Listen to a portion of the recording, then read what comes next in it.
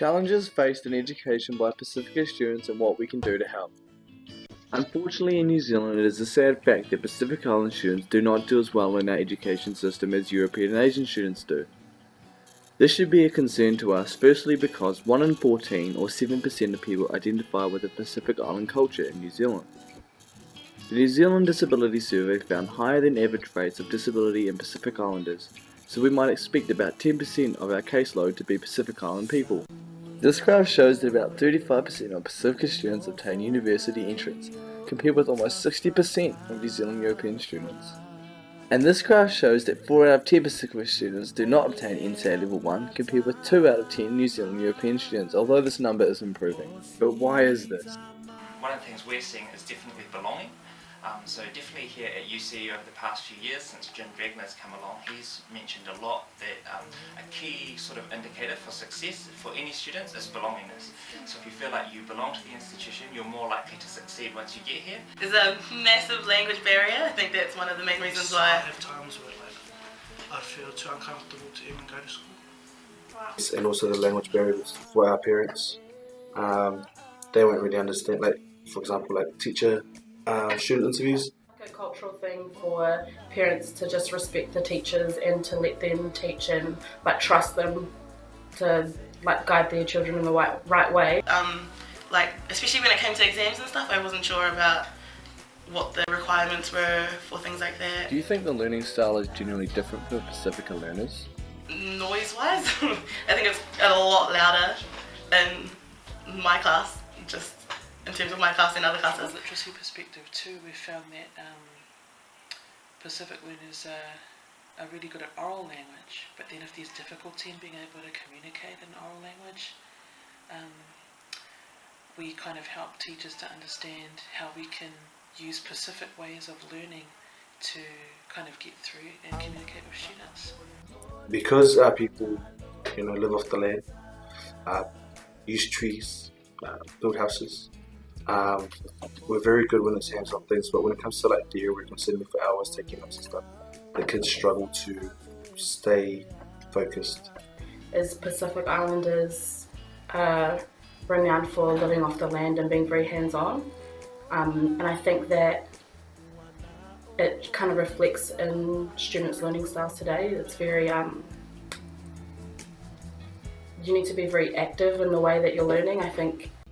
Research shows us that parental motivation is not an influencing factor for why Pacifica students are not doing well in schools. In fact, parents tend to be more motivated. We asked some of our interviewees what they thought about this. I think that there's a high there's a massive standard for Pacific parents for their kids to do well. They just don't know how to support that movement and actually get them to do well basically in school. Definitely I would say there is, not as much as perhaps there is an emphasis on church and attending church, and sometimes that is a conflict where it's Mum, I've got an assignment due on Monday, can I not attend church on Sunday for 8 hours, can I just go for 1 hour? And even that's a difficult conversation to have, because the other thing in Pacific cultures is we respect hierarchy a lot more than perhaps Western cultures, which are a lot more about equality. People having the right, and we've come from a very hierarchical structure where the boss says this and that's that. And your parents have moved over from a different country in hopes of you to get a better education and everything, so they're expecting you to succeed in the highest level, so becoming lawyers and doctors and things. Do you think there was high expectations from teachers and others? I think as a whole, no one expected much from me, just the general public, just because I'm somewhat, but that's alright. You've got your teachers who have got, misconceptions of how Pacific students are, and the rowdy kids at the back of class or whatever, so their expectations are a lot lower than what their parents said. For example, at work one time I was talking to a customer and they said, what school did you go to? And when I said the school, they were very surprised. They didn't know that I was eligible to go there or whatever. Those who do well kind of suffer because the majority are looked down on because of what they've been made out to look like. So what can we do about this? Has been around giftedness, and I found that where culture is seen as a gift and then it transforms into a talent, that's another strengths-based area. So There's this thing called the 3 C's. Communicates, contact, and stay calm.